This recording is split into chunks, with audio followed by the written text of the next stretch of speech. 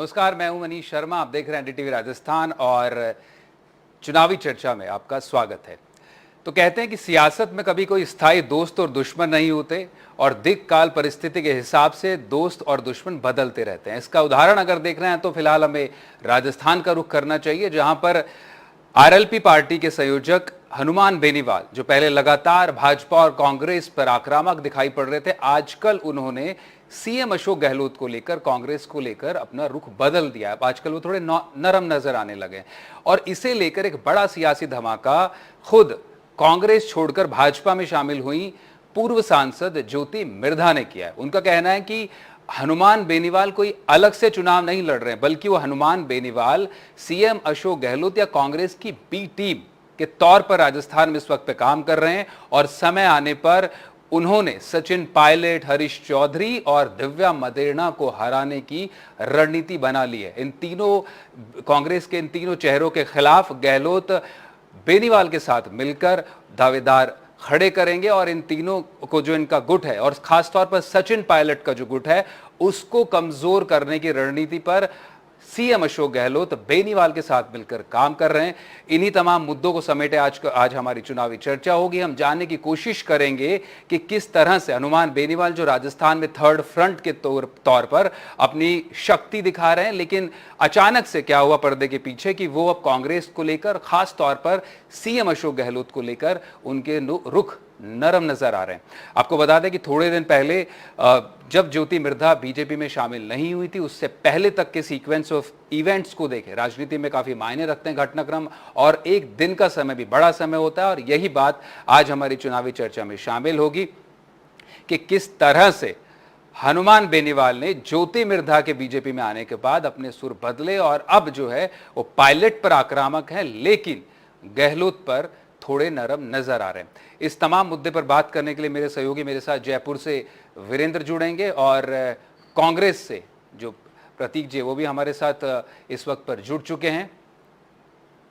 प्रतीक हमारे साथ जुड़ चुके हैं कांग्रेस से, उनका मैं रुख करूंगा। मेरे सहयोगी वीरेंद्र भी इस वक्त जयपुर से। हम कोशिश कर रहे हैं कि बीजेपी के प्रवक्ता और आरएलपी के प्रवक्ता भी हमारे साथ जुड़े और पॉलिटिकल एक्सपर्ट की ओपिनियन भी हम आज की चुनावी चर्चा में जानेंगे। तो सबसे पहले मैं वीरेंद्र आपके पास आना चाहूंगा। तो एक बड़ा सियासी धमाका किया है ज्योति मिर्धा ने। सीधे आरोप लगाए हैं कि बेनीवाल जो है वो एक तरह से पर्दे के पीछे गहलोत की मदद कर रहे हैं और उनका मकसद है कि पायलट गुट को कमजोर किया जाए। ना सिर्फ पायलट बल्कि दिव्या मदेरणा, हरीश चौधरी, जो आजकल इनकी नजदीकी बताया जा रहा है सचिन पायलट के साथ में, इनको कमजोर करने की रणनीति पर गहलोत बेनीवाल के साथ काम कर रहे हैं। क्या कुछ सियासी हलकों में खबर है कांग्रेस के भीतर, और आरएलपी के अगर कुछ सूत्रों से बात हुई तो क्या सियासी हलचल है इस वक्त राजस्थान में? बिल्कुल मनीष, जिस तरीके से राजस्थान में धीरे धीरे चुनाव जिस तरीके से नजदीक आ रहे हैं, उससे कहीं ना कहीं जो आरोप प्रत्यारोप की जो राजनीति है वो लगातार अब बढ़ती हुई नजर आ रही है। क्योंकि आप देखेंगे कि अभी ज्योति मिर्धा ने जिस तरीके से आरएलपी को लेके जो बयान दिया है, वो कहीं ना कहीं कांग्रेस के ऊपर आरोप है कि कांग्रेस ने उन्हें शह दे के उनको पनपाया है। तो अब देखिए जो नागौर जो विधानसभा क्षेत्र है, जहां से आरएलपी ने जो सुप्रीमो है जो हनुमान बेनीवाल, वो लगातार जो बीजेपी और कांग्रेस को आरोप प्रत्यारोप लगाकर वो जो सांसद है वो लगातार, चाहे बीजेपी हो चाहे कांग्रेस हो, दोनों पार्टियों को निशाने पे ले रहे हैं। क्योंकि आप देखेंगे कि अगर पीछे का हैं ज्योति मिर्धा, जो मिर्धा परिवार है वो लगातार कांग्रेस के जो सीटें हैं वो कांग्रेस की सीट निकालते हुए आया। लेकिन अब जो तीसरी पीढ़ी है वो अब जो अपने जो बीजेपी में शामिल हुई है ज्योति मिर्धा, तो कहीं ना कहीं इसका जो बीजेपी के पास जो चेहरा नहीं था, वो अब चेहरे की जो एक तलाश थी बीजेपी की वो पूरी हो गई है। और ज्योति मिर्धा को कहीं ना कहीं आरएलपी और जो कांग्रेस है उसके लिए काफी बड़ी चुनौती साबित करने वाली है। क्योंकि आप देखेंगे कि जो 25 सितंबर की जो घटना हुई थी, उसमें जो लगातार जो सचिन पायलट और जो अशोक गहलोत है मुख्यमंत्री, उनके खिलाफ काफी ज्यादा वो बयानबाजी जी। भी हुई थी और उसको लेके जो केंद्रीय नेतृत्व है कांग्रेस का, उसको बीच बचाव करने के लिए उतरना पड़ा था। और अब धीरे धीरे जो ये जो मतभेद है वो जो आला कमान है कांग्रेस का वो खत्म करने की कोशिश कर रहा है। तो कहीं ना कहीं उसके अब भी सामने वो आने जो लगे। अंदर की एक जी। खटास है वो अब आगे हुँ। देखने को मिल रही है। जी मनीष। जी, और ये किसी से बात छिपी नहीं है। कहा जा रहा है सियासी हलकों में, खबर ये भी है वीरेंद्र की, भले ही जो आला कमान ने गहलोत और पायलट के बीच में दूरियां कथित तौर पर कम कर दी हो, दोनों ने हाथ मिला लिए हों, एकजुट नेतृत्व पेश जरूर किया जा रहा है, लेकिन अभी भी पायलट और गहलोत की अदावत थमी नहीं है। मैं आपके पास फिर से आऊंगा वीरेंद्र, आप बने रहिएगा हमारे साथ। मैं कांग्रेस के प्रवक्ता हमारे साथ प्रतीक भी हैं, प्रतीक का रुख करना चाहूंगा। प्रतीक, तो सीधा आरोप जो आपकी पूर्व नेता हैं ज्योति मिर्धा, उन्होंने आप पर लगाया है कि थर्ड फ्रंट जो है राजस्थान में जो उभर रहा था, खासतौर पर बेनीवाल जो उस पर पोस्ट कर रहे हैं, वो कह रहे हैं कि मैं कांग्रेस बीजेपी को इस बार जो मात दे सकता हूं, और मेरे साथ अगर पहले कह रहे थे कि सचिन पायलट आ जाते तो हम 125 का आंकड़ा छू लेते, गहलोत पर सीधे आक्रामक थे। लेकिन ज्योति मिर्धा के बीजेपी में जाने के बाद अब बेनीवाल आपके नेता यानी सीएम अशोक गहलोत पर काफी नरम है, और गहलोत भी, चाहे वो बजटीय आवंटन हो, चाहे वो दूसरे तरह की मंजूरियां हो, उनमें बेनीवाल पर काफी मेहरबान नजर आ रहे हैं। देखिए, ऐसी बात नहीं है। और जो नेता जब पार्टी छोड़ करके चले जाते हैं तो वो दूसरों के यहाँ जा करके और अमूमन इस तरीके की बातें करते हैं। ज्योति मेधा दी 4-5 साल से सरकार आने के बाद 4 साढ़े 4 साल कांग्रेस पार्टी में रही, जब तो उन्होंने कोई बात कही नहीं। तो मुझे लगता है ये एक सिर्फ एक माहौल बनाने की कोशिश की जा रही है, और किस तरीके से सरकार का स्वरूप या उनका चेहरा खराब करा जाए, या फिर किस तरीके से अशोक गहलोत और जो सचिन पायलट जी हैं उनके बीच में कोई दूरियां नहीं है, अब खत्म हो जी। चुकी है, वो दोबारा दूरियां डाली जाए। तो मुझे ऐसा लगता है कि बीजेपी और ज्योति मिर्धा जी अब उस काम में सफल होने वाली नहीं है। दोनों नेता और बाकी सारे भी कांग्रेस के नेता सब एकजुट हैं, एकजुट होकर के काम कर रहे हैं। और दोनों ही नेता और बाकी अन्य नेताओं की, जैसे गोविंद सिंह डोटासरा जी हो या और अन्य नेता हो, सभी मिलकर के अब ये चाहते हैं और इस कोशिश में लगे हैं कि कांग्रेस की जो सरकार है वो रिपीट हो, दोबारा पूरे दमखम के साथ कांग्रेस की सरकार बनाई जाए। अब प्रतीक कौन क्या बोलता है प्र, क्या नहीं बोलता है, उससे प्रतीक मुझे ये लगता है कि ज्यादा इत्तेफाक रखना नहीं चाहिए। प्रतीक, बहुत सामान्य आरोप नहीं है ये, बड़ा बड़ा सियासी आरोप है और सनसनीखेज दावा भी है। वो सीधे तौर पर कह रहे हैं कि गहलोत ने पर्दे के पीछे बेनीवाल के साथ हाथ मिलाया, पायलट को, मदेरणा को और हरीश चौधरी को कमजोर करने के लिए, और आरएलपी के साथ मिलकर इन तमाम तीनों नेताओं की जो सीटें उन पर दावेदार खड़े किए जाएंगे। क्योंकि देखिए, ये जो सियासी जादुई गणित है उसे बैठाने में तो माहिर है गहलोत। नहीं, इन आरोपों में कोई तथ्य नहीं है। और सब जब पार्टी बदल करके चले जाते हैं तो अमूमन इस तरीके की जो बातें और भी नेता बोलते रहते हैं। तो मुझे लगता है कि ऐसी बातें नहीं करनी चाहिए। उस पे ज्योति मिर्धा जी को उस पे बोलना चाहिए था कि कैलाश मेघवाल ने अर्जुन मेघवाल के लिए क्या बोला, उस पे बात करनी चाहिए थी, उस पे तो बात करी नहीं। तो मुझे लगता है वो राजस्थान की जनता मन बना चुकी है। अब बीजेपी के नेता या बीजेपी में और शामिल होने वाले नेता कुछ भी बातें करते रहे, लेकिन राजस्थान की जनता मन बना चुकी है कि राजस्थान में इस बार रिवाज बदलेंगे, सरकार नहीं बदलेंगे। 156 से ज्यादा सीटें जीत करके लेकिन उस जनता, आप बोल रहे हैं प्रतीक, मन बना चुकी है, लेकिन आपके खुद के जो नेता है राहुल गांधी, उनके मन में अभी भी शक है। मैं दोबारा आऊंगा आपके पास, मैं बीजेपी के प्रवक्ता का भी रुख करूंगा। नहीं, मैं 10 सेकंड में वो बात भी हमारे साथ जुड़ चुके हैं बीजेपी के। 10 सेकंड के अंदर मैं वो बात क्लियर कर देता हूँ। राहुल गांधी जी ने ये बोला, राहुल गांधी जी ने ये बोला कि क्योंकि कांग्रेस राजस्थान में अमूमन परिपाटी रही है पिछले 30-35 साल से कि 5-5 साल में सरकार चेंज होती है, लेकिन इस बार वापस से कांटे की टक्कर है कि वापस से कांग्रेस पार्टी जीतेगी और सरकार बनाएगी। तो उनके कहने का मतलब ये था। अब उनका पूरा नहीं, लेकिन प्रतीक आपके खुद के नेता प्रताप सिंह खाचरियावास से लेकर सीएम अशोक गहलोत, वो तो बोल रहे हैं हम आसानी से रिपीट कर रहे हैं। लेकिन ठीक है, राहुल ने आपके लिए चुनौती तो पैदा कर दी, और खुद सीएम नहीं, सीएम ने खुद ने बोला है कि राहुल ने चुनौती, सीएम बोल चुके हैं कि राहुल ने जो चुनौती दी है तो हम उसे स्वीकारते हैं। प्रतीक, मैं लौट कर आऊंगा आपके पास, लौट कर आएंगे दोबारा। मैं मदन प्रजापत का भी रुख करना चाहूंगा, बीजेपी से हमारे साथ जुड़ चुके हैं। मदन जी, आप थोड़ा लेट से जुड़े, कार्यक्रम में आपका भी स्वागत है। ज्योति मिर्धा जो कांग्रेस छोड़कर आपके पास आई हैं, बीजेपी में आपका दामन थामा है, वो अब कांग्रेस पर आरोप लगा रही हैं कि बेनीवाल और जो है गहलोत मिलकर उन्हीं के भीतर जो है गहलोत पायलट गुट जो है हरीश चौधरी और दिव्या मदेरणा, इनको हराने की कोशिश में रणनीति में काम कर रहे हैं। यानी गहलोत और बेनीवाल एक तरह से हाथ मिला चुके हैं जाट वोट बैंक के लिए। अब आपके लिए तो बड़ी ये दुखद खबर हो सकती है, बड़ी चुनौतीपूर्ण खबर हो सकती है कि जिस जाट वोट बैंक को आप फ्रेगमेंट करने की कोशिश कर रहे थे, बिखेरने की कोशिश में लगे थे, आप ज्योति मिर्धा को आप अपनी पार्टी में लेकर आए बेनीवाल फैक्टर को काउंटर करने के लिए, पर अब बेनीवाल तो बताया जा रहा है गहलोत के साथ जा मिले। देखिए, अभी मेरे मित्र ने कहा है कि राजस्थान की जनता मन बना चुकी है। बिल्कुल सही बात कही है इन्होंने। राजस्थान की जनता मन बना चुकी है परिवर्तन का। राजस्थान की जनता मन बना मदन चुकी जी, है। मेरा जो सवाल है पहले आप उस पर जवाब दे दीजिए।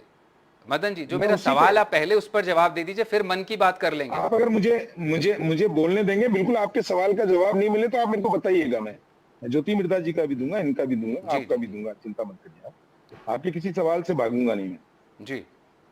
आपके सवाल से चालू करता हूं मैं।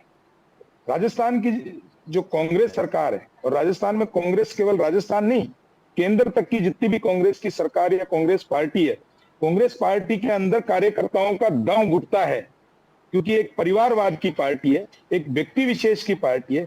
राजस्थान से लेके केंद्र तक केवल एक परिवार चलाता है, और जब कार्यकर्ताओं की बात आती है, कार्यकर्ताओं को देने की बात आती है, तो कार्यकर्ताओं को मिलता नहीं, इसलिए पार्टी को छोड़ के जाना चाहते हैं। मैं उदाहरण के तौर पे बता देता हूं आपको, छोटी जगह का उदाहरण देके बताता हूं कि दूध को जिला बनाया गया तो कृषि मंडी का पहला चेयरमैन अगर कोई बना तो वो बाबूलाल नागर का बेटा बना। अगर किसी को देना होता है तो बेटों को मिलेगा, पुत्रों को मिलेगा, इनको मिलेगा। रही बात जाति की बात, कांग्रेस के अंदर जात जाति को कभी फलने फूलने दिया है क्या? मैं 98 से अगर याद दिलाऊं तो जितने कद्दावर नेता थे, महिपाल मदेरणा हुआ, कितने नेताओं को किस तरीके से किनारे लगाया गया और कैसे किनारे लगाया गया, पूरी राजस्थान की जनता ने देखा है। तो ये जो कहते हैं कि जाति की राजनीति है, जाति की राजनीति, धर्म की राजनीति, समुदाय की राजनीति करते हैं। दूसरा, मेरे मित्र ने कहा है कि मैं राजस्थान की जनता मन बना चुकी है। बिल्कुल आप सही कह रहे हैं कि राजस्थान की जनता मन बना चुकी है, और ये भी जानते हैं इस चीज को। आज राजस्थान में कांग्रेस की स्थिति ऐसी है मनीष जी कि कोटा के अंदर सभा रखते हैं, 25,000 आदमियों को लाने का दावा करते हैं और कुर्सियां खाली रहती है, और माननीय मुख्यमंत्री जी को सभा कैंसिल करनी पड़ती है। जयपुर के अंदर मुख्यमंत्री जी की सभा होती है, उद्घाटन का कार्यक्रम होता है, मुख्यमंत्री जी खाली कुर्सियों को भाषण देते रहते हैं। और तो और कि राजस्थान के अंदर राहुल गांधी कार्यकर्ताओं के सम्मेलन, जनता छोड़ दीजिए, कांग्रेस के कार्यकर्ताओं के सम्मेलन को संबोधित करते हैं मानसरोवर के अंदर, और कुर्सियां खाली रहती हैं। मल्लिकार्जुन खड़गे जी को खाली कुर्सियों को भाषण देना पड़ता है। तो कांग्रेस की स्थिति और परिस्थिति आज की स्थिति में ये आ गई। ये परिस्थिति क्यों उत्पन्न हुई है मनीष जी? पिछले 5 साल में राजस्थान को जिस चौराहे पे लाके खड़ा कर दिया, खाली कुर्सियों का किस्सा आपकी परिवर्तन यात्राओं में भी चल रहा है। खाली कुर्सियों का किस्सा आपकी परिवर्तन यात्राओं में भी चल रहा है, वो दक्षिण से और पूर्वी राजस्थान से। मनीष जी, आप तो जी, मेरे को आ रही है आपकी पत्रकार है, आप तो पत्रकार हैं, आपके मीडिया ने, मैं भी मीडिया में ही हूं, मैंने भी देखा है, मीडिया साथ था। आप ये बताइए कि त्रिनेत्र गणेश जी से यात्रा चालू हुई, खाली कुर्सियां थी? जो यात्राएं बस्सी के अगर आप उदाहरण लेते हैं तो बस्सी के अंदर गोने 5 बजे, सुनिए, 5 बजे अब यात्रा पहुंचने वाली थी, रात को 10 बजे पहुंची, और भव्य स्वागत जहां जहां यात्रा का हुआ है, जिस तरीके से जनता का उमड़ा हुआ है, जिस तरीके का जनता जो है परिवर्तन यात्रा में बढ़ चढ़ के, कार्यकर्ता नहीं, राजस्थान की जनता ने बढ़ चढ़ के भागीदारी ली।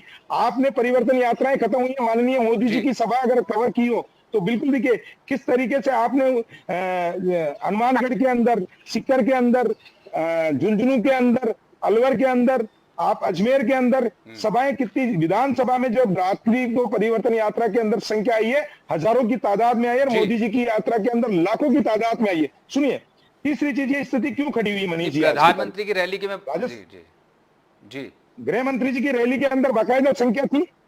कौन सी कुर्सी खाली थी? मैं आपको चुनौती के साथ में कर रहा हूं कि गृह मंत्री जी ने जहां से यात्रा को हरी झंडी दिखाई है, रवाना की है, वहां कई जगहों की तस्वीरें खुद अखबारों में छपी है।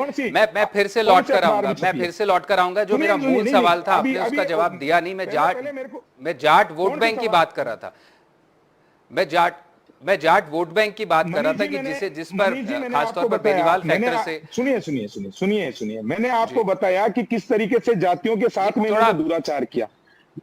1998 में जाट समुदाय के नाम पे चुनाव लड़ा, माननीय मुख्यमंत्री जी सारे जातों को खत्म करके मुख्यमंत्री बन गए। उसके बाद में सीपी जोशी ब्राह्मण चेहरे के नाम पे चुनाव लड़ा और सीपी जोशी को किनारे लगा दिया। उसके बाद में गुर्जर चेहरे को उन्होंने मुख्यमंत्री के नाम पे पेश किया और गुर्जर को किस तरीके से, गुर्जर समुदाय को उन्होंने जलील करने का काम किया कांग्रेस ने।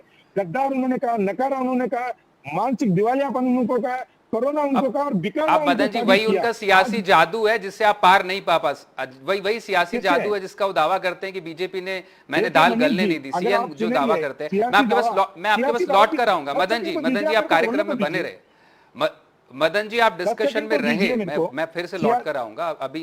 अभी हमारे दूसरे हमारे पॉलिटिकल एक्सपर्ट भी है, मैं उनका भी रुख कर लेता हूं। बत्रा साहब भी हमारे साथ मौजूद हैं, मैं उनका भी रुख कर लेता हूं। सर आपका कार्यक्रम में स्वागत है। दोनों पार्टी के प्रवक्ताओं का आपने सुना, बतौर राजनीतिक विश्लेषक आपको क्या लगता है कि जो ये पिछले कुछ समय से, खासतौर पर जब से ज्योति मिर्धा बीजेपी में शामिल हुई हैं, ये जो कहानी और किस्से हैं ये अब दबे छिपे जुबान में थे लेकिन अब खुलकर सामने आने लगे हैं। और ज्योति मिर्धा ने तो बड़ा सियासी बम फोड़ा है कि बेनीवाल जो है वो गहलोत की पर्दे के पीछे बी टीम के तौर पर काम कर रहे हैं। मतलब वो पायलट गुट को हराने के लिए अपने कैंडिडेट्स को लेकर के चुनावी गणित बिठा रहे गहलोत के साथ में, और गहलोत पर भी बेनीवाल के पिछले कुछ समय से लगातार सुर नरम है। इसे आप किस तरह से देखते हैं? जो जाट वोट बैंक कंसोलिडेटेड 17-18% जो वोट बैंक माना जाता है, 33 सांसद विधायक आते हैं, 7-8 सांसद है राजस्थान से, उसमें दोनों पार्टियां सेन लगाना चाहती थी। बेनीवाल फैक्टर इस बार भी स्ट्रांग है। तो किस तरह से आप अर्थमेटिक्स देख रहे हैं बदलते हुए, और किस तरह पलड़ा भारी रहने वाला है? देखिए, राजस्थान की राजनीति में जाट समुदाय का एक वर्चस्व रहा है, इसमें कोई संदेह नहीं। जैसा आपने भी बताया, उनकी इतनी संख्या में जनप्रतिनिधि एमएलए चुने जाते हैं, लेकिन आज तक ये भी एक सवाल खड़ा हुआ है कि आज तक राजस्थान की राजनीति में कोई भी जाट मुख्यमंत्री के पद पर आसीन नहीं हो पाया है। ये जाट समुदाय में इस तरह का एक स्थिति बनी हुई है कि हम इतने सक्षम है राजनीतिक दृष्टि से। और आपको मैं याद दिलाऊं कि अटल बिहारी वाजपेयी जब स्पीकर में आए थे, उन्होंने जाट समुदाय को ओबीसी में आरक्षण की घोषणा की थी। उसके बाद जाट समुदाय कांग्रेस के साथ, बीजेपी के साथ जुड़ा और अगले चुनाव में बीजेपी को काफी जाट समुदाय का समर्थन मिला। जहाँ तक बात है, ये इसमें कोई संदेह नहीं है कि राजस्थान की राजनीति में अशोक गहलोत का अपना एक वर्चस्व है। और वो 36 कौम की बात करते हुए भी अभी जो भाजपा के प्रवक्ता बता रहे थे, उसमें एक हद तक सच्चाई है कि उन्होंने 36 कौम की राजनीति जरूर की है अशोक गहलोत ने, लेकिन उसके साथ साथ चाहे जाट समुदाय ये मानता है और विष्णुई समुदाय विशेषकर मारवाड़ भाग में कि वहाँ इनके नेतृत्व को पीछे किया गया। अशोक गहलोत जब पहली बार मुख्यमंत्री बने थे, उस समय प्रदेश कांग्रेस अध्यक्ष थे परसराम मदेरणा, जो राजस्थान की राजनीति में, कांग्रेस की राजनीति में एक बहुत बड़ी हस्ती हुआ करते थे। तो ये माना जाता था कि ये माना जाता था कि मुख्यमंत्री के दावेदार होंगे, जब चूंकि प्रदेश अध्यक्ष थे, चुनाव उसी हिसाब से लड़ा जाता था। पिछली बार जब सचिन पायलट प्रदेश के अध्यक्ष थे कांग्रेस के, तब भी जब चुनाव हुआ तो यह अपेक्षा की गई थी कि सचिन पायलट इस बार मुख्यमंत्री पद के दावेदार होंगे, लेकिन तीनों बार, 2 बार पहले और अब तीसरी बार अशोक गहलोत उसमें बने। दूसरा बात जो आपने जिक्र किया हनुमान बेनीवाल का, हनुमान बेनीवाल भाजपा के साथ जुड़े हुए थे और ये आरोप बराबर लगाते रहे अशोक गहलोत पर कि अशोक गहलोत और वसुंधरा राजे बीजेपी की, इनकी मिली भगत है। ये उनका बराबर आरोप लगाते रहे कि दोनों बार बारी बारी से सत्ता परिवर्तन के कोशिश में लगे रहते हैं और सफलता मिलती है। इस बार वो तीसरे मोर्चे की बात को जोड़ते जा रहे हैं। और जब ये बात आई जा रही है कि ज्योति मिर्धा जो है, क्योंकि वो मिर्धा परिवार, वो भी जाट समुदाय की एक बहुत बड़ी हस्ती रही है, नाथूराम मिर्धा, जिन्होंने अस्पताल से केवल मिर्धा परिवार का एक बड़ा डोमिनेंस रहा था एक दौर में। जी हाँ, नहीं, मिर्धा परिवार में नाथूराम मिर्धा की ये ग्रैंड डॉटर हैं ज्योति मिर्धा। और उन्होंने सर मैं चाहूंगा आप संक्षिप्त में बताएं कि जो सर मैं बत्रा साहब, मेरी गुजारिश है कि आप संक्षिप्त में जल्दी से बताएं कि जो मौजूदा सिनेरियो है, पॉलिटिकल सिनेरियो है, जो थर्ड फ्रंट की तरफ इशारा कर रहे हैं, पिछली सरकार में भी दावा कर रहे हैं और लंबे अरसे से बेनीवाल दावा कर रहे हैं कि थर्ड फ्रंट खड़ा करेंगे, लेकिन वो खुद थर्ड फ्रंट खड़ा करने के बजाय कांग्रेस के साथ या बीजेपी के साथ जाते रहे। तो जाट चेहरे का सीएम बनने का दावा तो बहुत दूर की बात है, लेकिन वो खुद ही जो अपने अरिथमेटिक्स समय और परिस्थिति के हिसाब से बदल लेते हैं। तो मौजूदा सिनेरियो जो है, ये आरोप लगा रही ज्योति मिर्धा कि बेनीवाल जो है गहलोत के साथ जा मिले हैं उनका हाथ मिल गया उनके साथ। इस पर आपका क्या कहना है, इस तरह किस तरह से देख रहे हैं आप? नहीं देखिए, ये ज्योति मिर्धा का आरोप अपने आप में एक राजनीतिक एक संकेत लिए हुए है, जरूर है। यानी एक तरफ जब वो अशोक गहलोत पर और ये सिंधिया पर, वसुंधरा पर आरोप लगाते हैं इनकी मिली भगत है, आज उससे अशोक गहलोत की खिलाफत लगातार करते रहे हैं। और ये मैं नहीं समझ पाता कि इस पर ये मिर्धा का ये आरोप जो है इसमें कोई अधिक वजन लगता है। लेकिन चूंकि राजनीति है, राजनीति में कुछ भी हो सकता है, क्योंकि इस समय मिर्धा के आने से निश्चित रूप से मारवाड़ की राजनीति में और एक बीजेपी को एक बहुत बड़ा सपोर्ट मिला है मिर्धा परिवार के, नागौर के जी हाँ, नागौर पूरा जो मारवाड़ डिवीजन है उसमें मिर्धा का परिवार जो है बहुत राजनीतिक महत्व रखता है। और ये मानते हैं कि अशोक गहलोत ने मैं जी आप खत्म कर लें अपनी बात जी। हाँ, कि वो जाट समुदाय का हक छीना है, ये आरोप अशोक गहलोत पर बराबर मढ़ा जाता रहा है। इसलिए ज्योति मिर्धा जब बीजेपी के साथ आए तो निश्चित रूप से मारवाड़ की राजनीति में विशेषकर जाट और शेखावाटी, इन दोनों जगह स्थानों पर जाट समुदाय का बीजेपी के प्रति झुकाव हो सकता है। इसलिए हनुमान बेनीवाल को ये लग रहा है कि मेरी पकड़ है राजनीतिक वो कमजोर हुई है। ठीक है, ठीक है। मैं प्रतीक के पास वापस लौटना चाहूंगा, कांग्रेस के प्रवक्ता के पास। प्रतीक, आपने भाजपा के प्रवक्ता को भी सुना और हमारे पॉलिटिकल एक्सपर्ट को भी सुना। मेरा आपसे संक्षिप्त में उत्तर ये जानना चाहता हूं मैं आपसे कि कांग्रेस को डर है कि जो एक जमाने में जो कांग्रेस का वोट बैंक था, ठीक है, मोदी के आने के बाद ओबीसी में आरक्षण जो है अटल जी ने दिया, उसके बाद मोदी के उद्भव के बाद में बेनीवाल जैसे फैक्टर की तरफ बेनीवाल जो है बड़े नेता बने नागौर और शेखावटी में, और बीजेपी की तरफ उन्होंने रुख किया, वसुंधरा राजे की तरफ 2013 में, फिर अलग हो गए। अब जो है जो मौजूदा परिस्थितियां हैं वो एकदम भिन्न है। आपको ये लगने लगा है कि मिर्धा परिवार जो है अब बीजेपी की तरफ है और बेनीवाल अलग है, ऐसे में कांग्रेस के लिए बड़ी चुनौती है जाट वोट बैंक में सेंध लगा पाना, इसलिए गहलोत ये सियासी जो है गलबैयां कहें या फिर जो है हाथ मिलाना कहें, वो बेनीवाल के साथ उन्हें करना पड़ रहा है। ये आरोप है आप पर, पॉलिटिकल एक्सपर्ट भी बोल रहे हैं कि बीजेपी की तरफ अगर जी।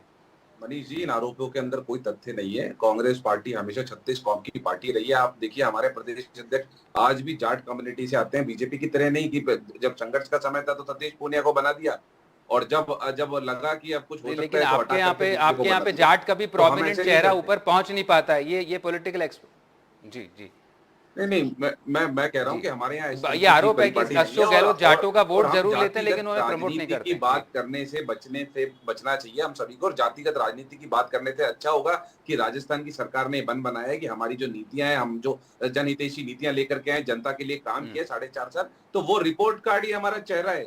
हम कोई जाति पे, किसी चेहरे पे, किसी पे हमारा जो रिपोर्ट कार्ड है, हम तो उस पे चुनाव लड़ेंगे। और जनता ने 4.5 साल तक हमें उसी पे आशीर्वाद दिया है। हमने सारे उपचुनाव जीते हैं। बीजेपी ना सिर्फ हारी है, इनकी जमानतें जब तो ये तीसरे चौथे स्थान पे बीजेपी चली गई। तो हम कोई जातिवाद में या इसमें बात बिलीव नहीं करते हैं। लेकिन हाँ, फिर कहूंगा 36 कौम की पार्टी है कांग्रेस पार्टी, और जो जनता के लिए काम किया उसी वही हमारा चेहरा। प्रतीक जी, प्रतीक हमारे साथ आरएलपी के प्रवक्ता भी इस वक्त पे जुड़े, हालांकि आखिरी चरण में जुड़े, लेकिन उनका जवाब भी बड़ा जानना इस पूरी बहस के बिना उनका जवाब अधूरा रहेगा। मैं शंकर जी आपके पास आना चाहूंगा। ज्योति मिर्धा का आरोप कि हनुमान बेनीवाल ने गहलोत के साथ हाथ मिला लिए, ठीक है, आप तो एक थर्ड फ्रंट के तौर पर उभरना चाह रहे थे, आप एक अलग तरह की किसानों की राजनीति, जमीन की राजनीति, जड़ों से राजनीति करना चाह रहे थे, लेकिन ऊपर तो जो बेनीवाल जा मिलते कभी कांग्रेस से कभी भाजपा से, और अब पहले वो गहलोत पर आरोप लगा रहे थे लेकिन अब गहलोत पर वो काफी नरम हो चले। कैसे बना पाएंगे आप अपना सीएम चेहरा जाट का, जो आपके नेता बोलते हैं बेनीवाल? नहीं सर, ऐसा ज्योति मिर्धा जी के जो आरोप है वो सरासर गलत है। राष्ट्रीय लोकतांत्रिक पार्टी अपने सिद्धांतों के ऊपर काम करती है। तो राष्ट्रीय लोकतांत्रिक पार्टी का आपने देखा होगा, जब 2018 से जब पार्टी की स्थापना हुई तो पार्टी का मेन जो मुद्दा था वो किसान और जवानों के लिए, उनके अधिकारों के लिए संघर्ष करना ही पार्टी का मुद्दा था। और आपने देखा होगा पिछले सर आप साल में मौजूदा अब- सिनेरियो पर टिप्पणी कीजिए। शंकर जी, मेरा सवाल आपसे आज के डेवलपमेंट पर बताइए। आप, हम इतिहास में नहीं जा रहे हैं, आप आज के डेवलपमेंट पर सीधा आंसर जवाब मैं आपसे जानना चाहता हूं कि बेनीवाल जो है वो अलग राजनीति की लकीर खींचना चाह रहे थे। वो बता रहे थे कि मैं किसान पुत्र हूं और मैं जो नेतृत्व करना चाहता हूं और मैं सरकार मेरी थर्ड फ्रंट की बनाना चाहता हूं। लेकिन जो अब आरोप उन पर, पहले बीजेपी के साथ वो रहते थे, अब कांग्रेस के साथ पर्दे के पीछे जा रहे हैं। नहीं सर, कैसे ये आप सर अलग राजनीति सरासर- करेंगे फिर? बिल्कुल सरासर गलत है। राष्ट्रीय लोकतांत्रिक पार्टी राजस्थान में ना कांग्रेस से ना भारतीय जनता पार्टी से कोई गठबंधन करने जा रही है। अकेले दम के ऊपर राजस्थान में 200 विधानसभा सीटों के ऊपर चुनाव लड़ेगी और उसके आगाज कल हमने सालासर। नहीं तो आप अगर हाथ नहीं मिला, आप अलग हाथ नहीं मिला रहे हैं, तो पहले जिस तरह से आप पायलट पर आक्रामक थे, गहलोत पर आक्रामक मनीष, थे, मुझे अब तो आप ऑडियो नहीं नहीं है, आ रहा है आपका क्योंकि बिल्कुल भी। अब उन्होंने आक्रामक नहीं जी। थे। आक्रामक जी। ये 14 तारीख को जो ठीक है। बात आप बता रहे हो विधाननगर स्टेडियम में, तो गहलोत साहब के लिए तो नवल सचिन पायलट साहब के जो बोला था हनुमान बेनीवाल जी ने, वो छात्र हितों के हित लेकर बोला, क्योंकि सचिन पायलट साहब बात करते हैं युवाओं की। ठीक है। अब हालांकि अब उनके सुर बदल गए,